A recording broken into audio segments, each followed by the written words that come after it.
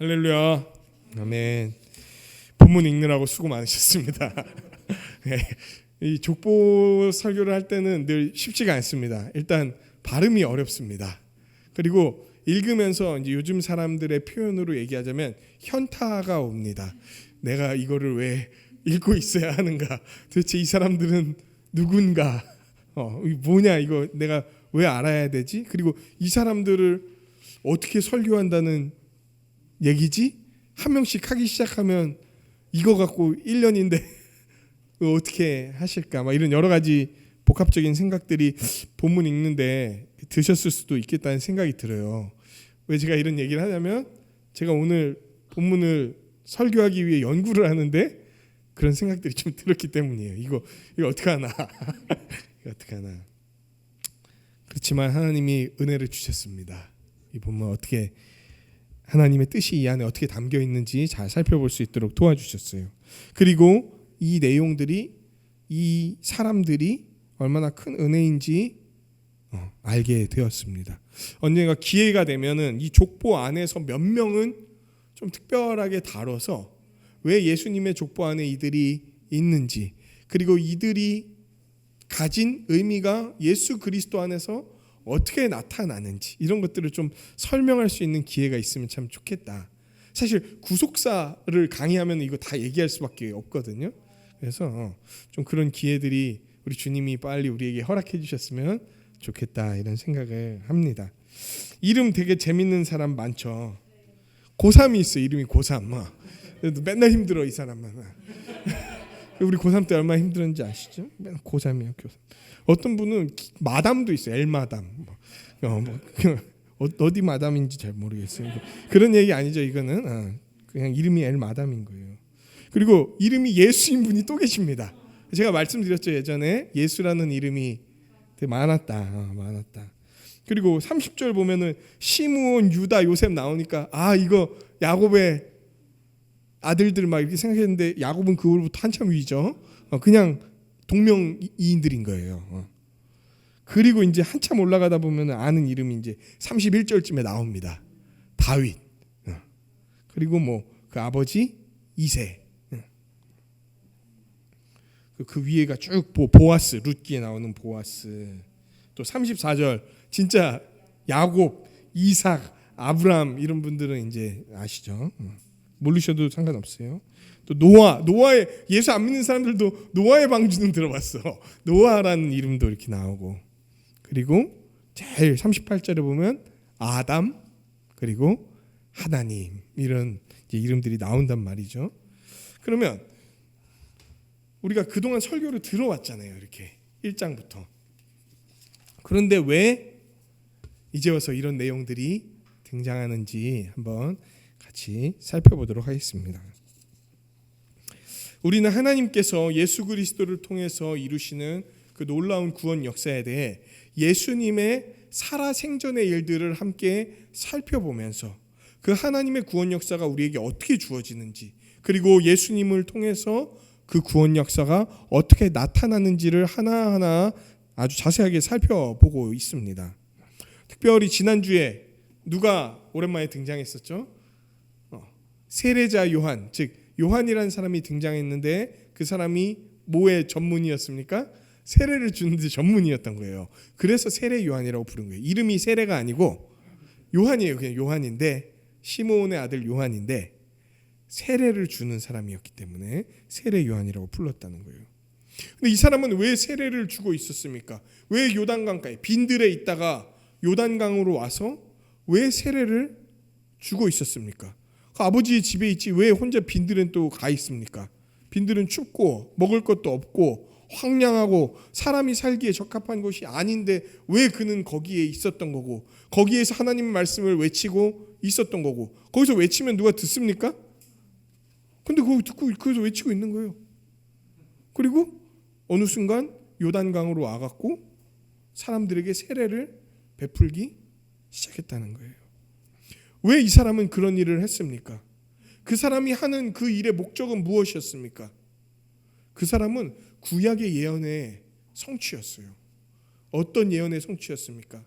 이제 마지막 때에, 역사의 마지막 때에 여호와의 날이 이를 터인데, 하나님이 이 땅을 온전히 회복하시기 위해 메시아와 함께 그의 영과 함께 이 땅에 올 터인데, 그 하나님이 오시는 길을 평탄하게 할 자, 왕이 오시는 대로를 온전히 깎아 놓을 자, 요즘 표현으로 말하자면 레드카펫을 깔아 놓을 자가 바로 빈들에서 광야에서 외치는 자의 소리, 그리고 백성들을 회개시키고 아버지께로 마음을 돌리는 자가 나타날 거다라는 예언이 있었던 거예요.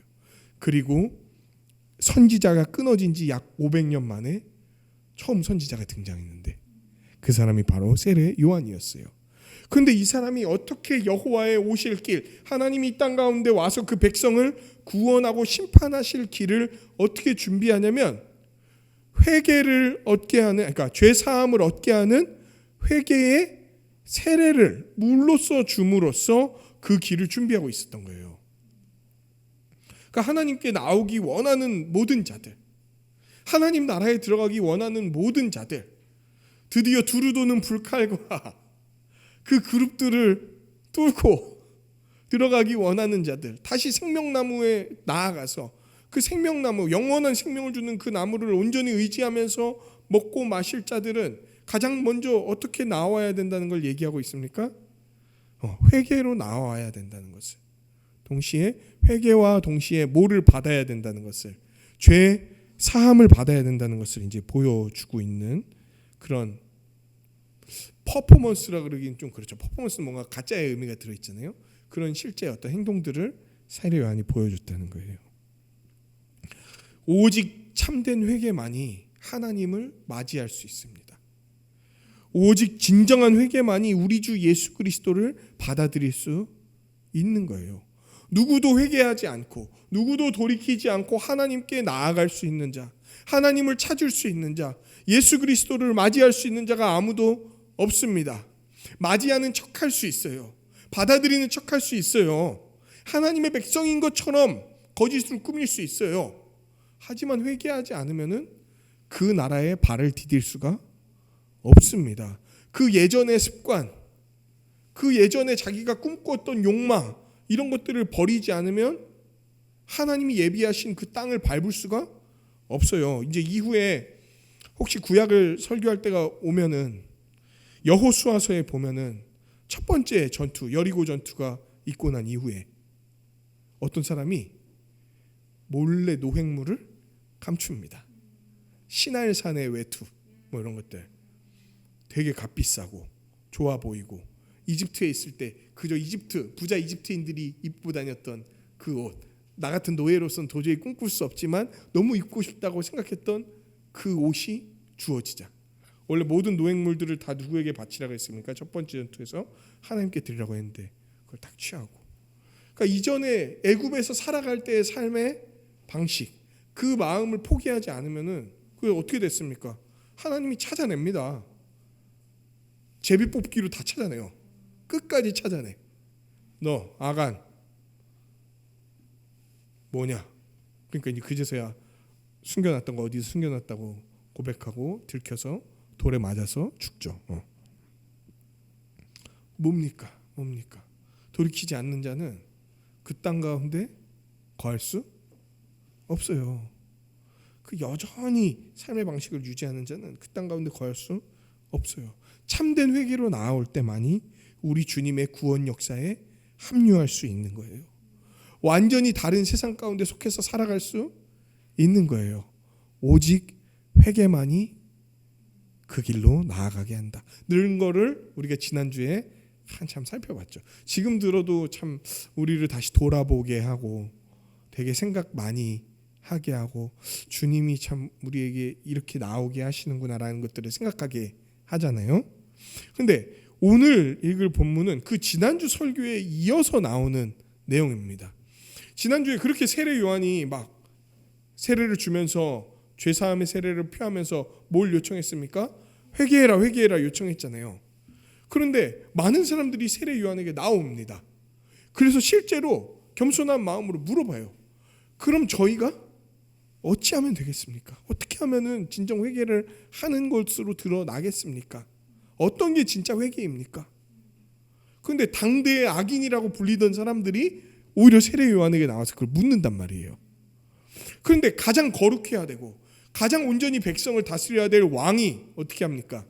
세례 요한을 잡아다가 가둬버려요. 결국 나중에는 죽이죠. 오늘 본문은 그 세례 요한이 잡히기 전에 있었던 한 위대한 사건에 대해서 이야기를 합니다. 그리고 이 위대한 사건과 우리가 한참 읽었던 족보를 연결시켜서 설명을 하고 있는 거예요. 이 족보는요, 앞의 내용들과 무관한 내용이 아니에요. 이거를 아시게 되면 이 족보의 비밀을 알게 되는 겁니다. 족보는 예수님이 세례 요한과 만났던 그때의 일과 아주 긴밀한 관계를 갖고 있습니다. 자, 세례 받는 이야기로 오늘도 시작합니다. 백성이 다 세례를 받는다 이렇게 나와 있어요. 그러니까 뭐 한 명도 빠짐없이 엮겠냐마는 아주 많은 유대인들이 그리고 주변에 이방인들이, 이것도 되게 놀라운 일이죠.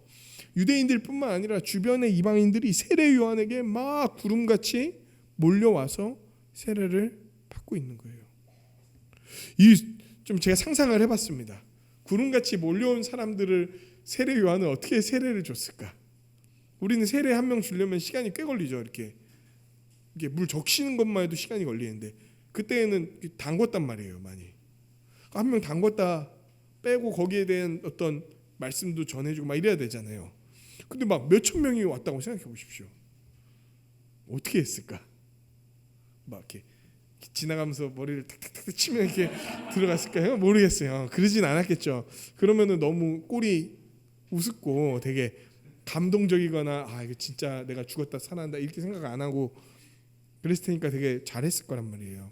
옛날에 어떤 신앙의 선배님들은 진짜 침례 물에 담그는 거를 제대로 하셨다 그래요. 제대로 했다는 게 무슨 말이냐면 이게 담갔다 빼는 건 죽었다 살아났다는 거거든요. 그러니까 진짜 이 사람 거의 죽기 직전까지 담궈갖고 죽었다가 살아났다는 거를 되게 잘 알려주려고. 근데 그러다가 그거 하다가 말았다는 소문이 있어요. 왜냐면 막 들어간 사람이 화내고 막 일어나고 막 이러고 또 숨 막히면 막 이상하잖아요. 그래서 요새는 그냥 잠깐 담갔다 이렇게 빼는 걸로 바뀌었는데, 혹은 장로교처럼 이렇게 물을 이렇게 묻혀서 머리에 이렇게 하는 걸로 나타나는데, 근데 세례 요한에게 수많은 사람들이 이렇게 몰려왔다는 거예요. 그래서 세례 요한이 줍니다. 세례를 줘요. 죄의 용서를 받게 하는 회개의 세례를 줍니다. 아브라함의 생물학적 자손이어도 진정한 아브라함의 자손이 되는 거 아닙니다.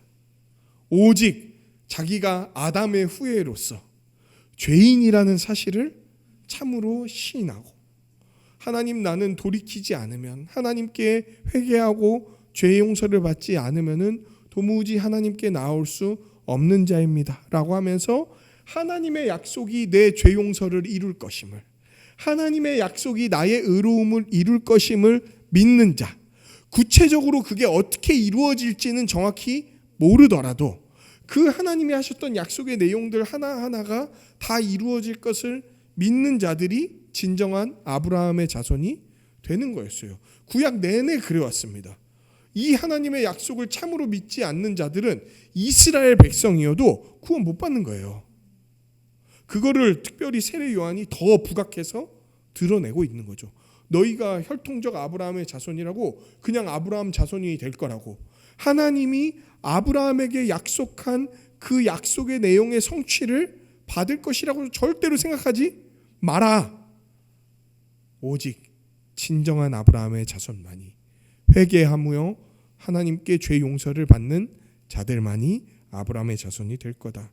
이 얘기를 세례 요한은 세례를 통해서 얘기했던 거예요. 세례 요한에게 나오는 것은 뭡니까? 사실 세례 요한의 회개는요, 여기 죄 사함을 받게 하는 회개의 세례라고 나왔잖아요.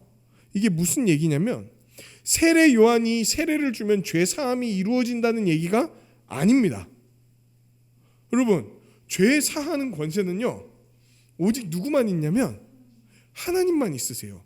이게 왜 어디에서 나타나냐면 나중에 예수님이 정확히 기억 안 나요. 마태복음인가 누가복음인가요? 중풍병자를 고치시는데 내가 너를 먼저 일어나게 한 까닭은 내가 뭐 하는 능력이 있게 하려고, 죄 사하는 능력이 있게 함을 알게 하렵니다. 이 얘기를 했더니 사람들이 뭐라고 하면요, 신성모독이다 이렇게 나와버려요. 왜? 죄 사하는 능력은 오직 하나님만 갖고 계시는 거니까. 그러니까 세례 요한이 베푸는 세례는 죄를 사해주는 세례가 아니라 자기가 죄 사함을 받아야 되는, 용서를 받아야 되는, 회개해야 되는 자인 것을 알려주는 세례인 거였단 말이에요. 근데 여러분, 이게 왜 중요하냐면 자기가 죄 용서를 받아야 되는 자인지 모르거나 죄 사함을 받아야 되는 자인지 모르면 어떻게 하는 줄 아세요? 하나님께 나오지 않습니다. 하나님이 보내주시는 메시아를, 그리스도를 기대하지 않습니다. 그리고 그 그리스도를 믿지 않아요. 그럼 결국 어떻게 됩니까? 참된 아브라함의 자손이, 즉 하나님 나라의 백성이 안 되는 거죠. 그러니까 세례 요한이 행하는 세례는 대단히 중요했어요. 왜? 죄 사함을 간절히 요청하는 자들이 되거라, 이 얘기를 하는 거였으니까. 너희가 죄 용서를 받아야 되는 자들이라는 사실을 인지하고 하나님의 용서하심을 구해라, 이거를 요청하는 세례였으니까.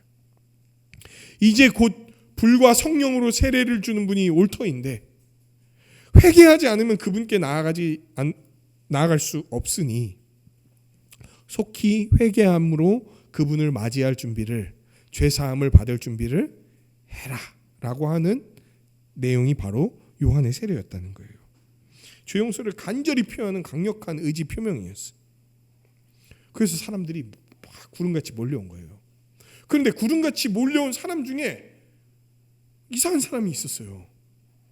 저 멀리서 세례 요한이 그 사람을 봤어. 근데 세례 요한이 딱 아는 거예요. 이 사람은 지금 여기에 나올 사람이 아니야.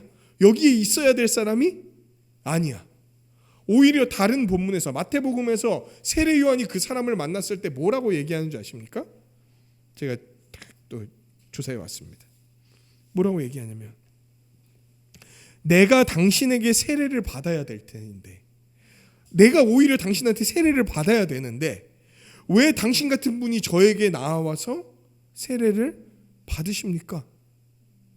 이렇게 세례 요한이 물어봤단 말이에요. 그분이 누굽니까? 세례 요한의 사촌인 예수님인 거예요. 예수님을 보고 세례 요한이 그 얘기를 한 거예요. 사실 예수님이 세례 요한에게 나가서 물 세례를 받는 건 당시 그냥 일반적인 사람들이 볼 땐 당연한 거지만 세례 요한이 봤을 때에는 아주 이상한 거예요. 왜? 지금 나는 누가 오실 길을 준비하고 있습니까?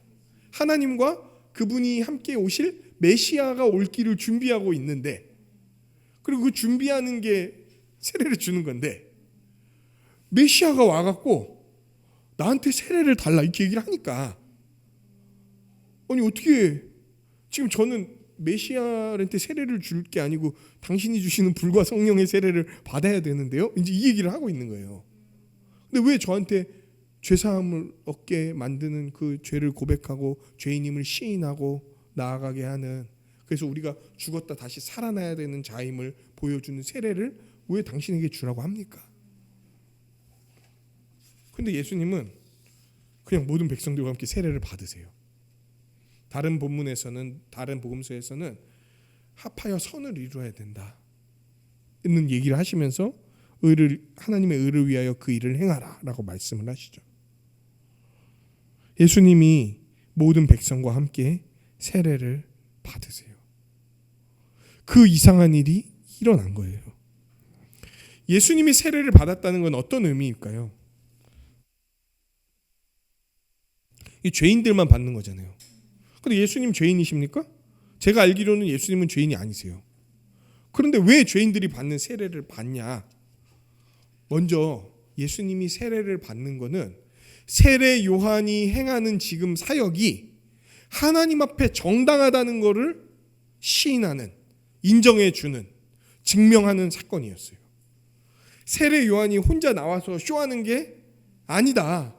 세례 요한이 하는 일이 바로 구약에서 약속된 하나님을 준비하는 그 길이 맞다라는 걸 증명해 주는 거였어요. 그런데 거기에서 그 의미는 멈추지 않습니다.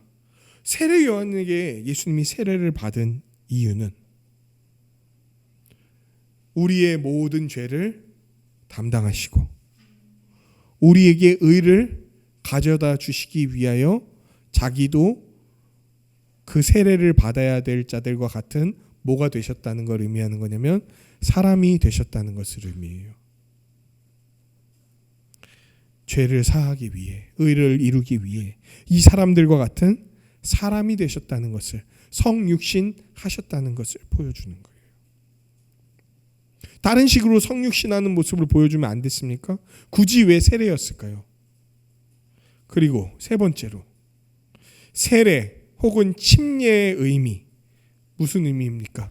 죽었다가 다시 살아나는 방식으로 죄 사함을 얻는다라는 것을 보여주는 의미인 거예요.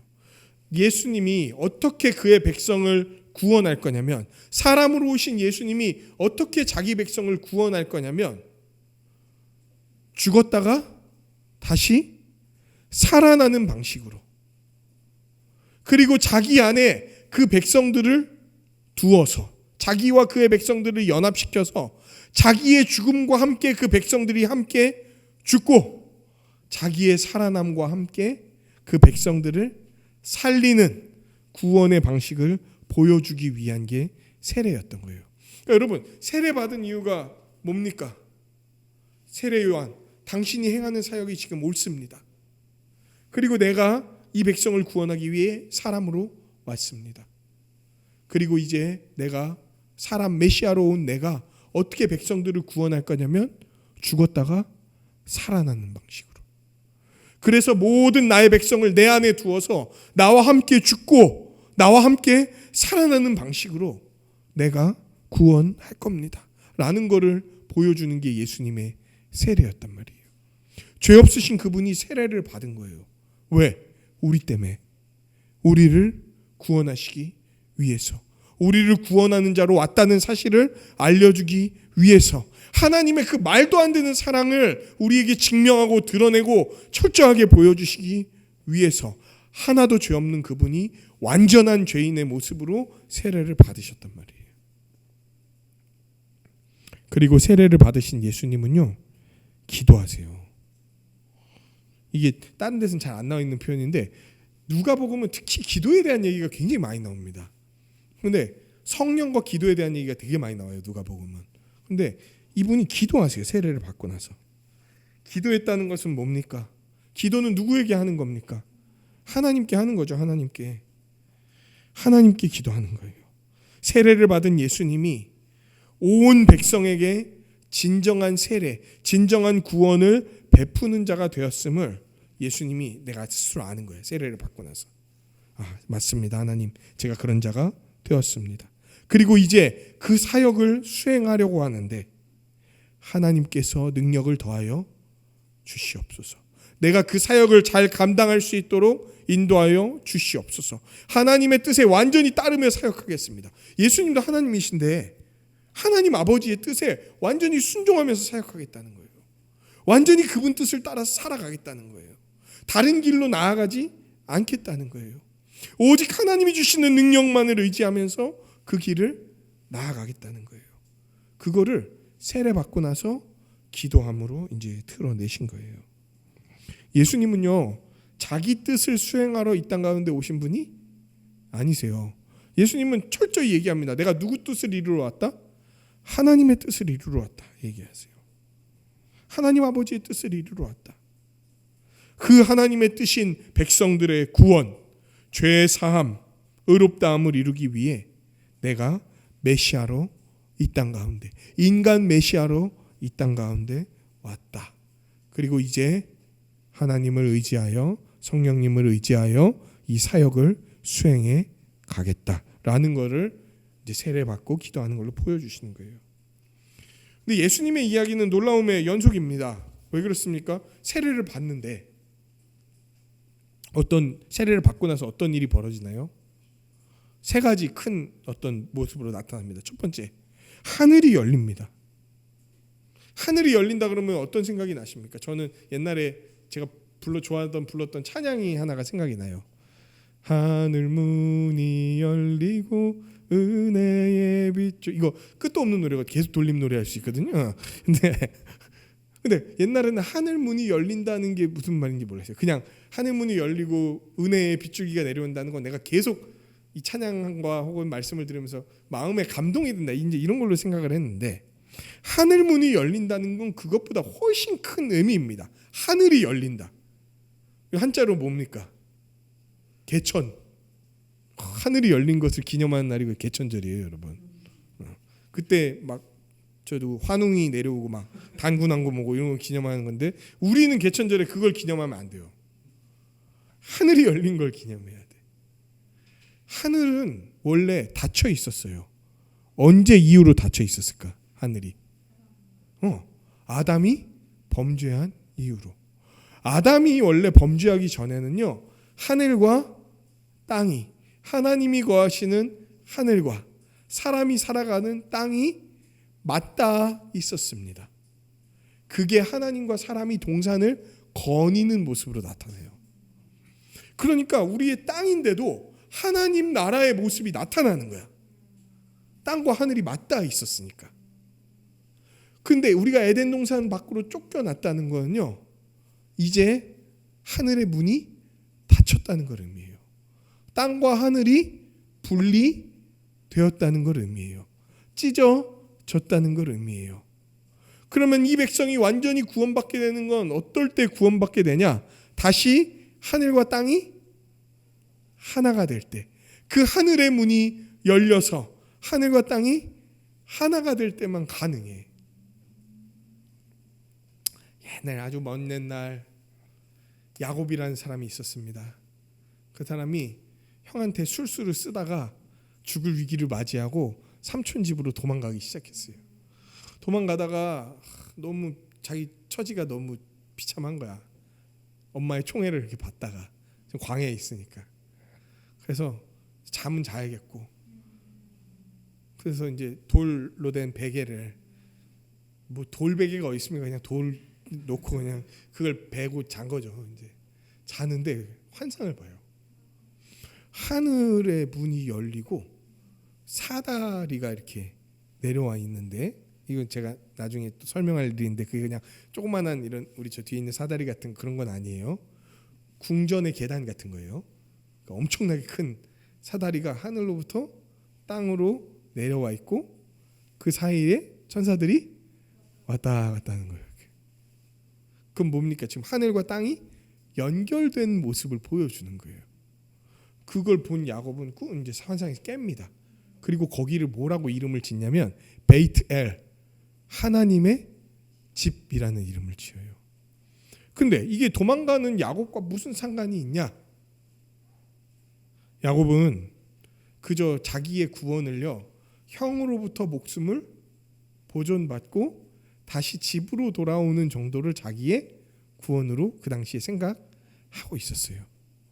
그러니까 자기 형의 칼날로부터 자기가 보호받고 그저 다시 자기 집으로 돌아와서 집에서 알콩달콩 살아가는, 장자권 받아서 살아가는 그거를 구원으로 생각하고 있었는데, 하나님이 그거보다 더 큰 구원이 있다는 사실을, 너에게 구원은 그 정도가 아니라 너희에게 가로막혀 있던 하늘문이 열리고 너희가 다시 하늘과 땅이 맞닿은 곳에서 살아가게 될 거라는 것을 알려주는, 너희 조상 아브라함에게 약속했던 그 하나님 나라가 온전히 이루어질 거라는 사실을 보여주는 게 그 베델의 환상이었던 거예요. 제가 왜 그 얘기를 합니까? 그때는 환상이었죠. 이루어질 미래의 이야기에 대한 거였단 말이에요. 그런데 오늘 본문에서 하늘 문이 열리는 거예요. 누구를 향해서? 예수 그리스도를 향해서. 하늘과 땅을 이을 자, 에베소서 1장의 표현으로 말하자면 하늘과 땅을 어떻게 할 자? 통일할 자. 그게 바로 예수 그리스도셨던 거예요. 하늘이 열렸어요. 그런데 이거요, 예수님만 봤습니다. 거기 세례받는 수많은 사람들이 있었는데 하늘이 열리는 걸 예수님만 봐요. 하늘이 열리는 것은 바로 하늘과 땅이 하나가 된다는 거예요. 하나님의 계시와 뜻이 이 땅에 나타날 것임을 보여주는 방식이었어요. 그래서 하늘이 완전히 열리는 건 아니어도 구약에서도 하늘로부터 음성이 들린다든지 하늘로부터 뭐 불이 내려온다든지 이런 것들을 통해 하나님이 어떤 분이시고 어떤 구원을 너희에게 이루어 가실 것인지를 단편적으로 이렇게 보여줬단 말이에요. 그런데 오늘 본문은 거기에서 끝나지 않습니다. 이제 하나님이 창세전부터 작정하고 계획하셨던 하늘에서 이미 이루어진 뜻이 이제 땅에서 다 이루어지게 될 것임을, 누구를 말미암아? 예수님으로 말미암아 이루어질 것임을 보여주는 게 하늘이 열리는 거예요.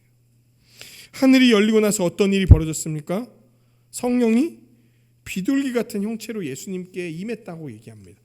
제가 이거 지난번 말했듯이 막 성령님이 999 이러면서 오시는 거 아니라 그랬어요. 성령님이 비둘기가 돼서 오시는 게 아니고 비둘기 같이 보이는 어떤 형체로, 정확히 비둘기인지도 몰라, 근데 그런 형체로 예수님에게 임했다는 거예요. 여러분, 구약에서 하나님이 어떤 사람한테 사명을 맡길 때, 너 이제 나의 사명을 받아서 이 사명을 수행하는 자가 되라 라고 할 때 행하셨던 방식이 뭐냐면은 선지자 한 명을 보내갖고 그 사람한테 선지자를 보내서 선지자가 그 사람의 머리에 뭘 바릅니다. 그 기름을 발라요. 뭐 냄새나고 막 미끄덩거리고 그러겠죠. 그래서 에센스 다시 하고 막 뭐 해야 되는데 기름을 발라. 그 기름을 바르는 게 하나님이 너에게 미션, 사명을 줬다. 그리고 내가 그 기름을 받은 너에게 나의 영을 보내서 너가 나에게 받은 그 사명을 이루면서 살아갈 수 있는 자가 되게 하겠다. 이런 의미를 갖고 있어요. 그리고 우리는 그 기름 부음 받은 자들을 히브리어로 뭐라 그러냐면 메시아라고 하고 헬라어로 그리스도라고 하는 거예요. 그러니까 메시아는 한 명만 있었던 게 아니에요. 예수님만 메시아가 아니에요. 기름 부음 받았던 자들이 다 메시아인 거예요. 다윗도 메시아였어. 기름 부음 받아 세워졌으니까. 되게 놀랍죠. 그런데 이제 예수님은 그런 메시아들과 차원이 다른 이제 메시아였던 거죠. 근데 메시아. 그런데 기름 부은다는 것의 진정한 의미는 뭐냐면은 기름 붓는 건 상징이에요, 상징. 실제로는 이 기름 부음 받은 자에게 뭐가 부어질 거라고 얘기하는 거냐면 하나님의 영이 부어질 거다. 어노인팅, 하나님의 영이 부어질 거라는 얘기예요. 그게. 기름을 붓는다는 건 하나님의 영이 너에게 이제 임해서 하나님의 사명을 수행하게 될 거다라는 의미가 들어있는 거예요. 하나님의 창조사역, 그리고 그분의 구원사역, 그리고 성령을 붓는 사건이 예수 그리스도에게 다 지금 이루어지고 있다는 걸 보여주는 거예요. 성령이 비둘기같이 임했다는 건 무엇입니까? 하나님의 사명이 예수님에게 주어졌다. 하나님의 영이 그에게 주어져서 하나님의 능력으로, 이 성령님의 능력으로 예수님이 하나님의 뜻을 수행하게 될 거다라는 의미를 부어주는 거예요. 그리고 세 번째로 어떤 일이 일어났습니까? 하늘로부터 소리가 납니다. 무슨 소리가 났죠? 너는 내 사랑하는 아들이라. 내가 너를 기뻐하노라 라는 말이 있어요. 이 말씀은 구약 성경의 말씀들을 각각 인용한 내용입니다. 하나님이 다윗 왕과 언약을 맺으실 때 내가 이제 다윗의 후손 중에 영원한 왕을 세울 텐데 나는 그에게 아버지가 되고 그는 나에게 아들이 될 것이다 라고 얘기하셨어요. 사무엘하 7장 7절부터 16절 다윗 언약에서 그 얘기를 하십니다. 또 시편 2편에서는 대적자들과 배척자들이 있을 터인데 그 가운데서 하나님의 아들이 왕권을 가지고 다스릴 거다, 이런 내용이 담겨 있어요. 하나님의 아들은 하나님의 사명을 갖고 하나님의 뜻을 수행하는 자들일 거예요. 하나님의 아들은요, 하나님이 주신 능력으로 그 일을 행하는 자들일 거예요. 그리고 하나님이 하나의 표현을 더하십니다. 내가 너를 기뻐한다. 이거는 이사야서 42장 1절에 나온 말씀입니다. 여기에서 선지자들을 보고 내가 기뻐하는 자라는 표현을 쓰세요. 하나님은 선지자에게 내가 기뻐하는 자, 그리고 궁극적으로 하나님의 뜻을 이 땅 가운데 완전히 드러낼 그 메시아적 선지자에게 내가 가장 기뻐하는 자라는 타이틀을 붙여주신단 말이에요. 그러니까 오늘 하늘로부터 이 하나님이 하시는 말씀은 무슨 얘기입니까? 예수님이 바로 다윗 계열의 진정한 왕이요, 참된 선지자로서 나의 구원의 사명을 이룰 자다. 내가 이 자의 모든 사역을 기뻐할 거고 이를 나의 아들이라고 부를 것이다 라는 내용이 여기에 담겨 있는 거예요. 예수님은 하나님에게 기름 부음 받은 자로서 하나님의 뜻을 이 땅 가운데 드러내고 선포하는 선지자요, 이 땅에 하나님의 통치를 나타내는 왕으로 부음받았다는 사실을 드러내는 거예요. 여러분 이제부터 잘 생각해 보세요. 예수님의 생애가 펼쳐집니다. 예수님의 생애를 이미 이전에 말씀을 통해 보신 분도 있고 영상을 통해 보신 분도 있고 많아요. 근데 예수님이 어디 가서 막 말씀 전하잖아요. 그는 그냥 예수님이 말씀 전했다가 아니에요. 예수님이 선지자로서 하나님의 뜻을 드러내며 그들을 구원하시는 행위입니다. 예수님이 누군가를 다스리시거나 귀신을 내쫓거나 그 사람을 돌보시잖아요. 그건 왕으로서 자기의 백성을 보호하고 구원하는 그리스도로서 살아가는 방식인 거예요. 그러니까 예수님이 그런 일을 했다로 이젠 그 일들을 우리는 이해하지 않고 구원자로서 선지자의 역할을 했다, 구원자로서 왕의 역할을 했다, 이런 것들을 우리가 볼 수 있는 거죠. 그리고 이제 세례 받고 기도하시고 하늘로부터 이 삼위 하나님의 구원 경륜이 찬란하게 드러내는 사건 이후에 예수님은 이제 뭘 하시냐면 가르치시기를 시작하세요. 근데 몇 살부터 이분이 가르치시나요? 본문에 뭐라고 나와 있죠? 몇 살부터? 30살, 30세부터 사역을 시작하시는 거예요. 왜 30세부터였을까? 궁금해 보신 적 없으세요? 전 옛날에 좀 궁금했었어요. 왜 이왕 할 거 하이틴 한 18살부터 시원하게 하시지 왜 30세였을까? 한창 나이 한 20대 초중반이라든지 처음 막 온갖 생각을 다 했어요. 이게 좀 혈기가 꺾여야 돼서 그러나 뭐부터 시작해서 좀 약간의 경험은 붙어야 그래도 남자는 30부터지 뭐 이런 건가? 근데 뭐 그런 게 아니죠. 좀 연구를 해봤습니다. 근데 몇 가지 학자들이 얘기를 하는 건 구약에서 제사장 계열들이 공직 생활, 그 제사장으로서 공적인 사역을 시작하는 나이가 30살이래요.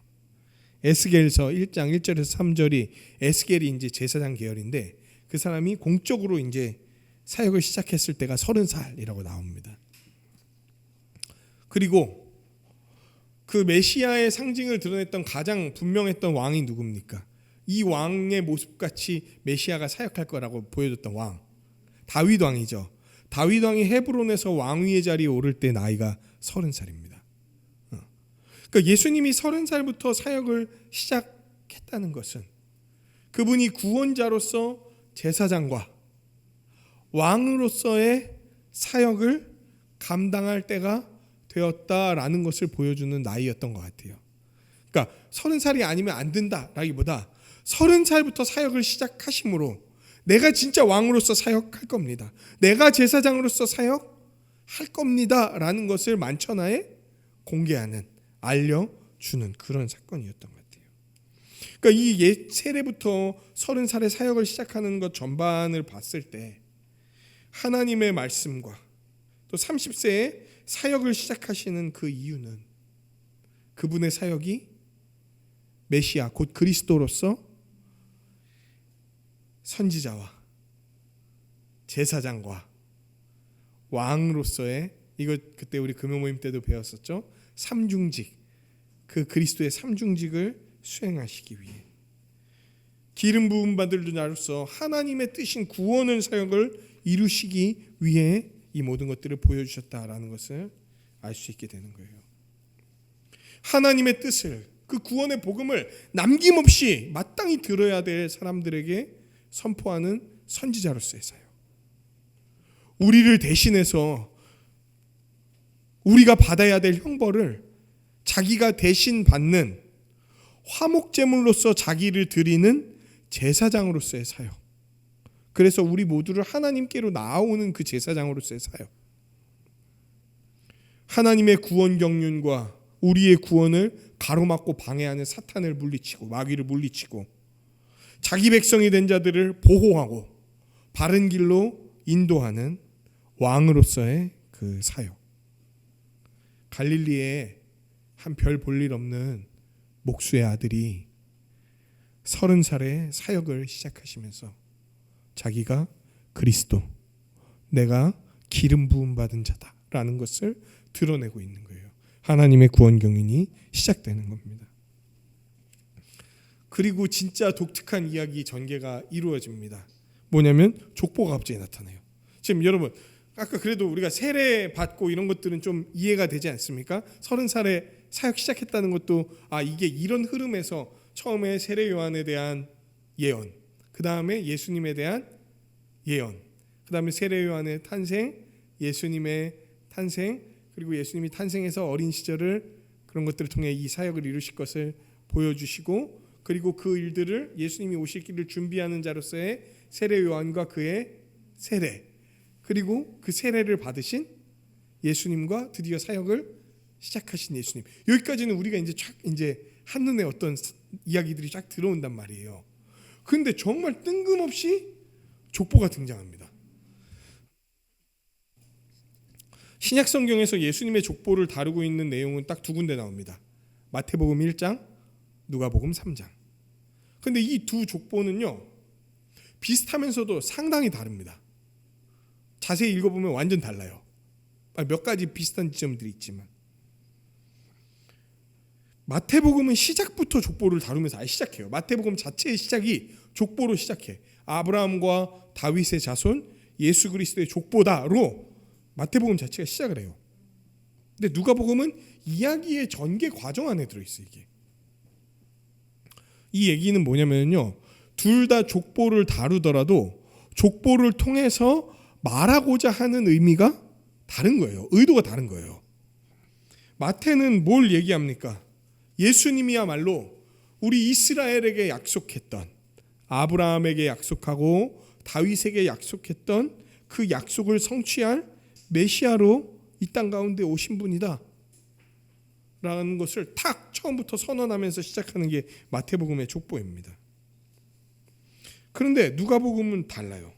일단 마태복음은 어디서부터 족보가 시작됩니까? 1장에서 시작하는데 누구부터 족보가 시작하는 줄 아세요? 아브라함부터 시작합니다. 아브라함. 아브라함. 그리고 이삭, 아이아유 베에라마 나살 보이다. 이렇게 해서 다윗까지 쭉 설명한단 말이에요. 아브라함부터 시작해. 아브라함부터. 그리고 쭉 내려가서 예수님까지 갑니다. 족보가. 근데 누가복음은 누구부터 시작하는 줄 아세요? 예수님부터 시작해요. 그래서 거슬러 올라갑니다. 그러니까 지금 뭡니까? 마태복음은 예수님이 바로 아브라함과 다윗에게 약속된 그 약속을 성취할 자로 이 땅에 오셨다라는 걸 알려주는 건데, 누가복음은 이 예수라는 자가, 지금 세례를 받은 예수라는 자가 이 세례에서 나타난 의미를 어떻게 이룰 수 있는 자인지를 족보를 통해 보여주는 거예요. 이제 왜 그런지 더 설명을 좀 해드리도록 하겠습니다. 마태의 족보와 누가의 족보 사이에는요, 아버지 요셉 그리고 다윗 그 사이에는 딱 두 개밖에 공통점이 없어요. 이름이 다 다릅니다. 다윗의 아들, 마태복음에서는 다윗의 아들을 누구로 얘기하고 있습니까? 그 예수님의 조상으로 솔로몬을 얘기해요. 그런데 누가복음에서는 다윗의 아들 나단을 얘기합니다. 그리고 누가의 목록이 더 길어요. 무슨 얘기입니까? 마태복음에서는 의도적으로 누락한 사람들이 있어요. 그러니까 마태복음의 족보는 모든 조상을 다 써놓은 게 아니에요. 누가복음이 훨씬 깁니다. 그리고 마태의 초점은 왕좌의 후계가 누구냐, 누가 왕이냐에 대한 관점이 있다면 누가 왕이냐는 거에 대한 관점이 아니에요. 예수님은 도대체 누구냐? 마태는 예수가 왕이다 이거 얘기하는 거고, 누가는 그 예수님이 누구냐 이걸로 시작하는 거예요. 그러면서 이제 쫙 거슬러 올라갑니다. 여기 있는 사람들 제가 다 한번 설명해 보고 싶습니다. 진짜 고3 누군지 너무 알고 싶어요. 중3 없나? 모르겠어요. 근데 저는 오늘 이거에 대한 설교를 하려고 하지 않습니다. 이 사람들이 적혀있는 의미에 대해서만 설교를 하려고 그래요. 누가복음은 마태복음과 달리, 마태복음은 아까 누구로부터 시작한다 했죠? 아브라함부터 시작한다 그랬죠. 근데 누가복음은 그 아브라함을 넘어서 올라가기 시작합니다. 그러니까 넘어서 지나가요. 여기 어디죠? 아브라함이 나온 게 34절이잖아요. 아브라함이요 그 위는 데라요. 아브라함의 아버지 데라로 가고, 그 위는 나홀이요. 수룩, 루, 벨렉, 헤버, 살라, 가이난, 아박산, 셈. 그 위는 노아. 벌써 노아까지 왔어. 근데도 안 멈춰. 노아 위는 레멕. 이게 아마 라멕일 거예요. 창세기에 나온. 그리고 그 위는 무두셀라. 그 위는 에녹. 이 승천한 사람이죠. 그 위는 야렛. 그 위는 마할랄렐. 그 위는 가이난. 아마 이 창세기에서 게난으로 나온 사람일 거예요. 그 위는 에노스. 그리고 그 위는 셋. 이게 가인과 아벨 말고 아담의 또 다른 자손이었죠. 셋. 그리고 그 위는 아담이요. 아담까지 왔어요. 그리고 그 위는 하나님이시다 라고 족보가 끝나요. 이거는 엄청나게 이상한 족보입니다. 어느 유대인의 족보에도 자기를 하나님에게까지 연결한 사람이 없어요. 근데 예수님의 족보는 하나님에게까지 다 있습니다.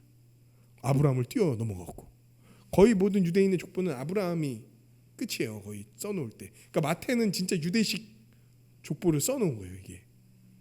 그런데 예수님은 아브라함을 넘어서 아담에게까지 가고 하나님에게까지 가는 족보였다는 거예요.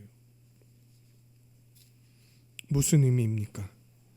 세례를 받으신 예수님이, 그 백성을 대신해서 세례를 받으신 예수님이 단순히 이스라엘 백성만을 위해서 세례를 받은 게 아니라 모든 인류의 대표였던 아담에게까지 닿는 그 예수님이 곧 자신이 두 번째 아담, 자기에게 속한 모든 이들의 대표로 이 땅 가운데 오셨다는 것을 보여주는 족보인 거예요. 그러니까 마태의 족보의 의도와는 좀 달라요. 마태의 족보는 언약을 성취할 자로 그분이 오셨다는 걸 드러낸다면, 누가는 이분이 바로 두 번째 아담이다, 우리의 대표다는 것을 더 보여줍니다. 그리고 더 나아가서 이 족보가 어디까지 닿아 있습니까? 하나님. 무슨 얘기입니까? 바로 그분이 하나님의 아들이다. 그분은 두 번째 아담으로서 이 땅 가운데 오셨으면서 동시에 하나님의 아들, 그분의 독생자 곧 하나님으로서 이 세례의 의미를 온 백성에게 이룰 수 있는 능력이 있으신 분으로 이 땅 가운데 왔다라는 사실을 보여주는 거예요.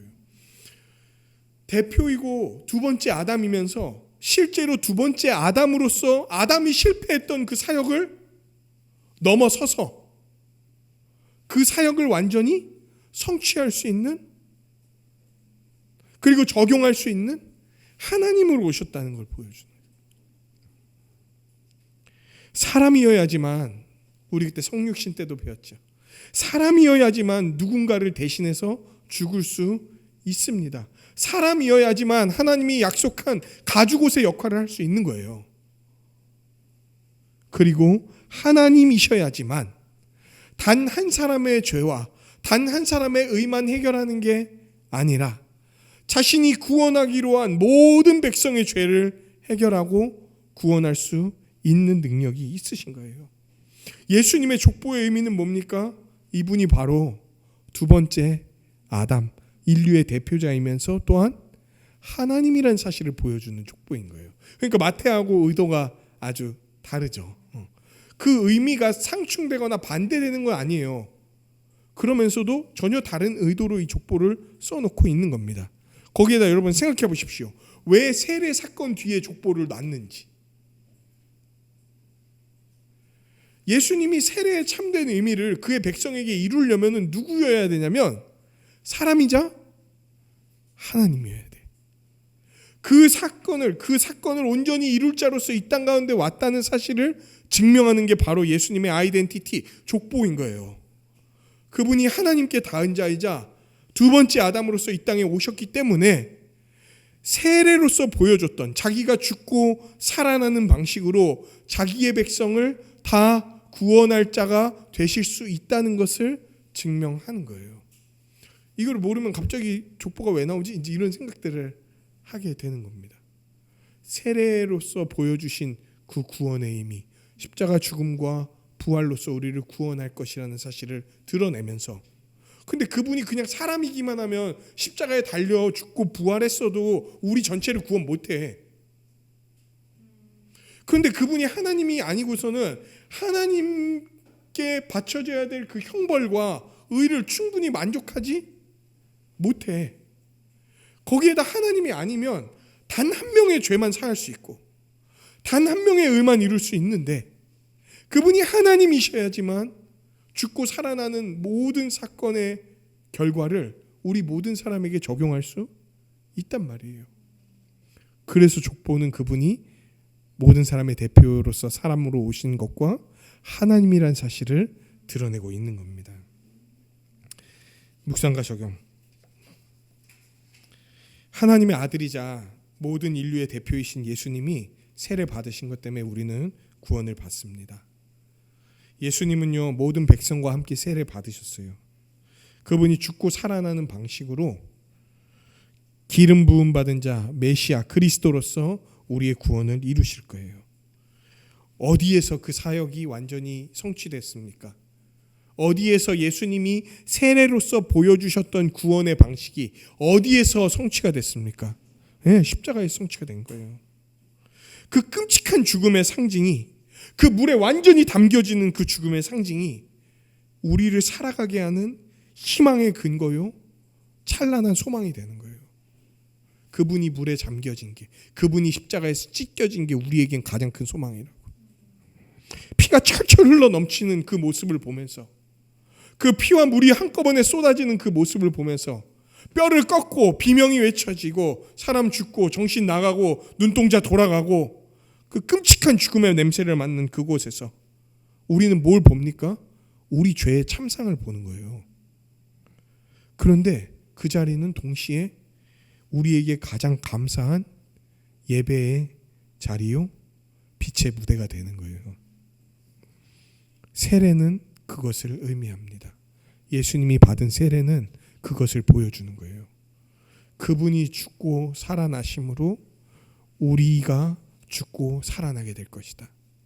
우리가 온전하게 될 것이다. 우리가 에덴의 동편으로 다시 들어가게 될 것이다. 열린 하늘문으로 이 땅에서부터 들어가게 될 것이라는 걸 보여주는 게 예수님의 세례인 거예요. 그분은 세례받을 이유가 하나도 없었습니다. 단 1도 찾을 수 없었어요. 창조자가, 구원자가 왜 타락해서 영원히 멸망해야 될 백성과 함께 그 물에 들어가갖고 세례를 받냐는 거예요. 세례 요한마저도 깜짝 놀랄 일이었어. 예수님이 그런 식으로 우리를 구원할 거라는 사실을 세례 요한도 몰랐던 거예요. 여러분, 세례 요한이 여호와의 길, 메시아의 길을 준비하는 자였지만 세례를 통해 나타내는 방식, 예수님이 죽었다가 다시 살아나는 방식으로 자기들을 구원할 거는 세례 요한도 몰랐어요. 심지어 사탄도 몰랐으니까. 사탄이 알았으면 어떻게 했겠습니까? 어떻게든 예수님을 보호하지. 예수님 보호대 막 2만 명씩 붙여주고 절대 예수님 못 죽게 만들고 막 이랬겠지. 아무도 몰랐어. 세례를 받을 이유가 없으신 그분이 우리를 위해, 우리를 구원하시기 위해 세례를 받아야 했어요. 자기가 어떻게 구원을 이룰지를 나타내야 했다고. 창조주이신 그분이 물에 담겨졌다가 나오는 방식, 자신의 죽음과 부활로 우리를 구원할 것임을 보여주셨어요. 그리고 예수님은 우리 모두의 대표가 되주셨죠. 그래서 세례의 참된 의미를 이루어 주셨습니다. 아까 말했듯이 예수님의 족보는 그분이 누구라는 사실을 증명합니까? 그분이 두 번째 아담, 맞아, 사람이면서 하나님이라는 사실을 증명해.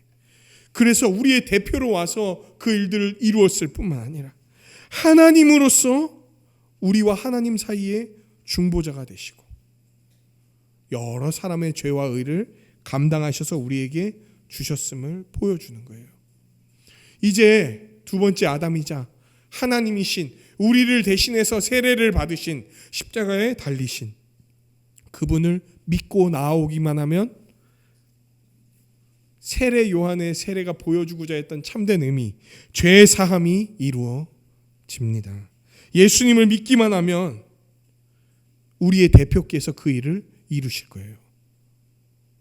오늘도 믿음으로 나아갈 때 그분이 그 일을 날마다 이루시면서 우리가 죄 없다라고 선언하시고 의롭다라고 선언하시면서 담대하게 나아가게 할 거라고. 평화, 하나님 주신 평화, 이게 그 우리의 대표이신 예수 그리스도 때문에 이루어질 것임을 보여주시고 있는 거죠. 여러분, 예수님의 사역은요 반드시 이루어질 겁니다. 이제 아직 몇십 장 남았죠? 20몇 장 남았잖아요. 반드시 이루어집니다. 그리고요, 지금 아직 이루어지지 않은 사역 또한 반드시 이루어질 거예요. 우리가 그 사실을 알기 때문에 우리의 구원도 온전히 이루어질 거라는 사실을 믿을 수가 있습니다. 예수님이 이제 사역을 시작하시려고 했는데 비둘기와 같은 형태로 누가 오셨습니까? 성령님이 오셨어요. 이제 예수님은 성령님과 함께 하시면서 성령을 힘입어, 이게 되게 중요합니다. 예수님이 독단적으로 하신 게 아니고요, 사역을 하시는데 성령을 힘입어 귀신을 쫓아내고 성령을 힘입어 병을 고치고 성령을 힘입어 그 하나님의 뜻을 수행해 가세요. 성령님이 함께 하시기 때문에 어떤 상황 속에서도 예수님은 무릎 꿇지 않았습니다. 성령님과 함께 하시기 때문에 예수님은 어떤 상황 속에서도 하나님의 능력으로 사역을 해 나가셨어요. 성령님이 함께 하시기 때문에 하나님이 뜻하신 바를 실패 없이 해 나갈 수 있었던 거예요. 날마다 성령님을 의지했기 때문에 그 사역을 완수해 갈 수 있었던 겁니다. 그리고 예수님께서 우리 금요 모임에서 말씀드렸던 것처럼 부활 승천하신 예수님께서 하나님 우편에 앉으셔서 자신과 함께 하시며 하나님의 뜻을 함께 이루어왔던 그 성령님을 이제 어떻게 하십니까? 믿는 모든 자들에게 부어주셨습니다. 예수님께서 성령님을 우리에게 부어주셨어요. 세례받은 예수님께서 성령님을 우리에게 부어주셨어요. 예수님은 성령님께 붙들려서 사역을 행하셨죠. 이제 다음 주 이야기가 뭐냐면요, 예수님이 광야 가시는 얘기예요. 근데 광야 가시기 전에 그 예수님의 모습을 표현하는 게 뭔지 아십니까? 성령이 충만해서 성령의 인도함을 따라 광야로 나아갔다, 이렇게 얘기를 해요. 그분은 성령의 인도하심을 따라 살았던 분이에요. 그분은 성령을 힘입어서 살아갔던 분이었습니다.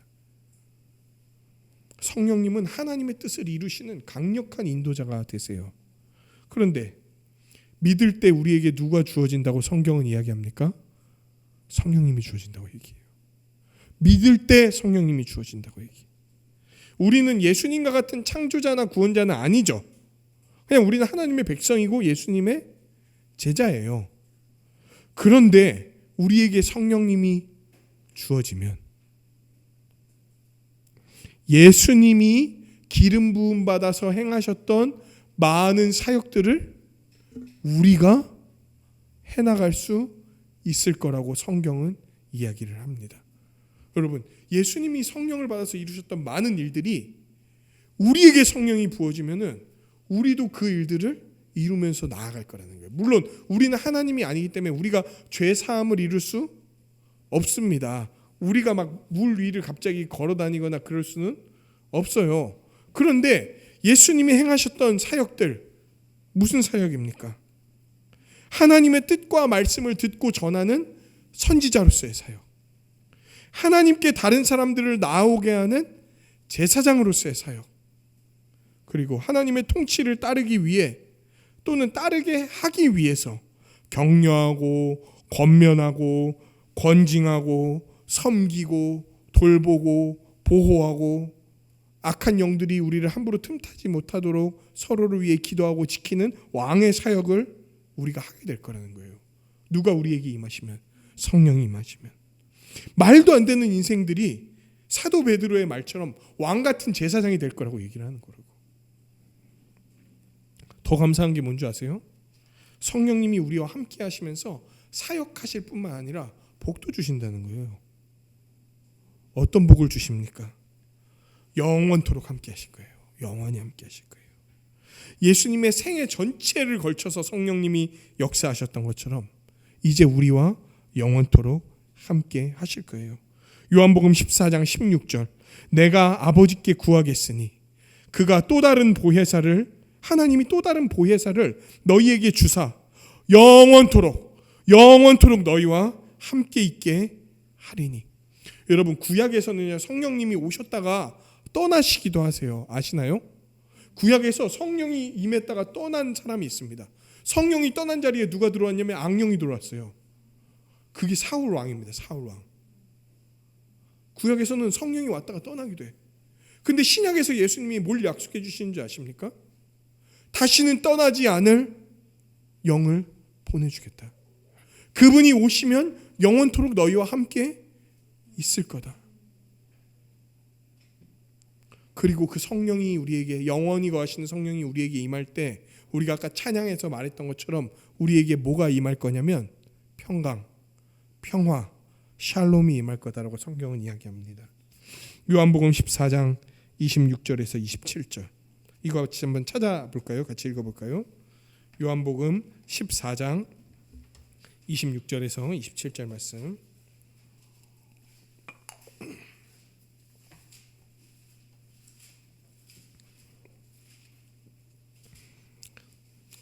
같이 읽겠습니다. 시작. 보혜사 곧 아버지께서 내 이름으로 보내실 성령, 그가 너희에게 모든 것을 가르치고 내가 너희에게 말한 모든 것을 생각나게 하리라. 평안을 너희에게 끼치노니 곧 나의 평안을 너희에게 주노라. 내가 너희에게 주는 것은 세상이 주는 것과 같지 아니하리라. 너희는 마음에 근심하지도 말고 두려워하지 말라. 아멘. 27절은 지금 누가 평안을 주신다고 얘기하는 겁니까? 아니요, 예수님이 준다고 얘기하는 거예요. 평안을 너희에게 끼치노니, 이거 지금 예수님이 얘기하시는 거죠. 곧 나의 평안을, 예수님의 평안을 너희에게 준다. 내가 너희에게 주는 것은, 지금 예수님이 평안을 준다고 얘기하는 거예요. 근심하지도 말고, 그러니까 두려워하지도 말라. 그런데 그 앞절이 뭐라고 얘기하냐면 성령께서는 내가 너희에게 말한 모든 것을 생각나게 하시면서 적용할 거라는 거예요. 즉 예수님이 주시는 평안을 이제 예수님이 승천하시면 누가 주실 거라고 얘기하는 거냐면 성령님이 주실 거라고 얘기를 하는 겁니다. 예수님만이 주실 수 있던 그 평안을 이제 성령님께서 우리에게 주실 거라고 얘기하는 거예요. 그럼 여러분, 이제 성령님이 이런 복도 주시고 우리와 영원히 함께 하시고 믿는 자와 함께 하신다면 우리는 성령님을 어떻게 대해야 될까요? 그분의 인도를 우리는 어떻게 맞이해야 될까요? 그분이 인도하실 때 우리는 어떻게 해야 될까요? 차도로 가면 됩니까? 이게 좀 유머인데 너무 그렇죠? 그분이 인도할 때 우리는 어디로 가야 됩니까? 어떻게 해야 됩니까? 네, 순종하고 그분을 의지해야 되죠. 제가 성령님을 의지하는 중요한 수단과 방법을 알려드리겠습니다. 오늘 본문에 나온 것처럼 예수님이 세례를 받으시고 성령을 받으실 때 뭐 하셨는지 기억나십니까? 기도하셨어요. 이제 기도는 예수님의 모든 사역 가운데 계속 등장합니다. 성령으로 사역하시는 예수님의 모든 사역 가운데 계속 등장하세요. 기도야말로 성령님을 의지해서 그 그리스도의 통치 가운데 하나님의 뜻을 따르는 가장 중요한 방식인 거예요. 성령님께 완전히 붙들리기 원하십니까? 그분과 함께 새로운 방식과 새로운 삶으로 정말 새롭게 살기를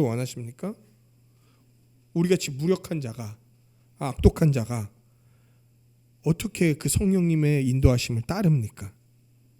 기도하십시오. 기도할 때 성령님께서는 우리 안에서 역사하실 거예요. 기도할 때 성령님께서는 우리 가운데 그분의 능력을 찬란하게 나타내셔서 복된 삶으로 우리를 인도해 가실 겁니다. 마지막, 이렇게 성령을 받은 자들은 이제 교회는 뭐라고 얘기하면서 어떤 일을 행하는 줄 아세요? 성령 받은 자들한테 교회가 행하는 사역, 세례를 줍니다. 성령을 받은 자들한테 세례를 주는 거예요. 그러니까 우리가 받은 그리고 받을 세례에는 이제 이런 의미가 담겨 있는 거예요. 누가 세례를 받습니까?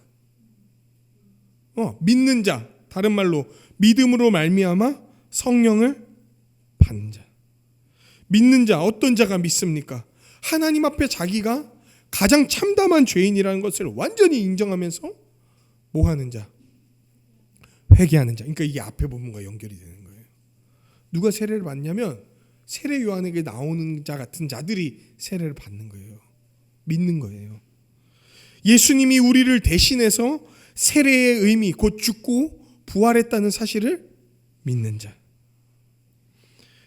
예수님이야말로 인류의 대표로서 또한 참 하나님으로서 그 사역을 완전히 완수했다는 것을 믿는 자, 이 자들이 성령을 받고 세례를 받는 겁니다. 세례를 받는 것은 그리스도와 함께 죽고 살아났다는 것을 의미해요. 죽고 살아났으면 이제 어떻게 됩니까? 새로운 존재가 됐죠. 제가 김금진 형제가 된다고 생각해 보십시오. 이한결 목사가 생각하던 이전의 생각과 전혀 다른 생각을 하게 될 거예요. 추구하는 바가 달라질 거예요. 취향도 바뀌게 될 거예요. 그리고 더 좋아졌다면, 더 온전해졌다면 우리가 이전 것을 추구하겠습니까? 이전 것을 따라 살겠냐는 거예요. 이전 것을 더 이상 그리워하지 않는 자들이 되는 거예요. 광야에서 그래서 다 갈리는 거예요. 이전 것을 그리워하며 이집트의 부추, 애굽의 부추를 찾았던 자들과, 아니다, 저 가데스 바네아 너머에 저 땅에 하나님이 마련해 놓으신 완전한 젖과 꿀이 흐르는 땅이 우리를 향해 예비되어 있다라는 걸 믿는 자는 완전히 갈리게 되는 거예요.